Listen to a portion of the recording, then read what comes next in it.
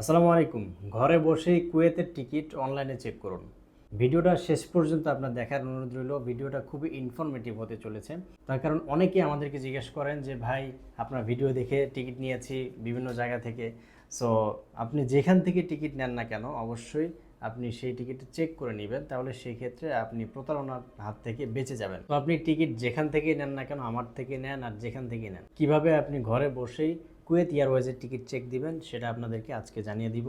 এদিকে আসেন আপনাদেরকে দেখাই। কুয়েত এয়ারওয়েজের টিকিট আপনারা যেখান থেকেই পান না কেন, কুয়েত এয়ারওয়েজের টিকিট মোটামুটি এরকমভাবে আসে।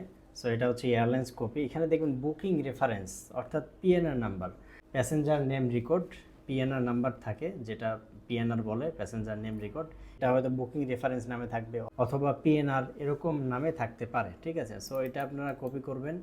কপি করে আপনারা গুগলে গিয়ে জাস্ট শুধু সার্চ দিবেন হচ্ছে কুয়েত এয়ারওয়েজ। হ্যাঁ, কুয়েত এয়ারওয়েজ সার্চ দিলে দেখবেন যে কুয়েত এয়ারওয়েজের অফিসিয়াল ওয়েবসাইট চলে আসবে।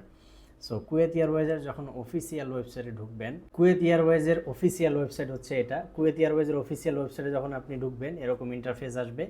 দেন হচ্ছে আপনি এখানে বুক এ ফ্লাইট দেখবেন, বুক উইথ মাইলেজ, তারপরে হচ্ছে চেক ইন ম্যানেজ।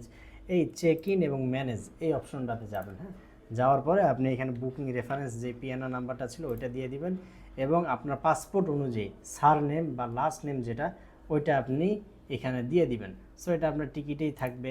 সো আমি দিয়ে দিচ্ছি এটা। এরপরে আপনি রিট্রিভ বুকিং এই অপশনটাতে ক্লিক করবেন। দেন হচ্ছে আপনার এটা লোডিং নেবে।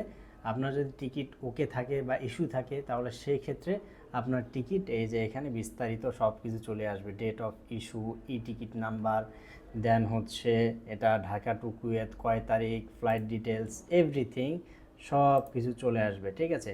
এরপরে আপনি কত কিলো মাল সামানা নিতে পারবেন, সব কিছু এভরিথিং ইন টোটাল সব কিছু চলে আসবে।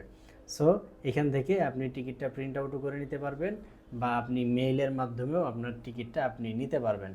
সো ওভারঅল মোটামুটি আপনারা বুঝতে পেরেছেন আপনারা কুয়েত এয়ারওয়েজের টিকিট আপনারা কীভাবে চেক দিবেন। সো যারা কুয়েতের টিকিট করেছেন বা কুয়েত এয়ারওয়েজের টিকিট করেছেন তারা ঘরে বসেই এভাবে আপনি আপনার টিকিটটা চেক দিতে পারবেন। সো আপনি যেখান থেকে টিকিট নেন না কেন আপনার টিকিট চেক করে নেওয়ার অনুরোধ রইল। আমরা চাই আপনি যেখান থেকে টিকিট নেন না কেন, আপনি যেখান থেকে সার্ভিস নেন না কেন, যে এজেন্সি থেকেই নেন না কেন, আপনারা যেন প্রতারিত না হন।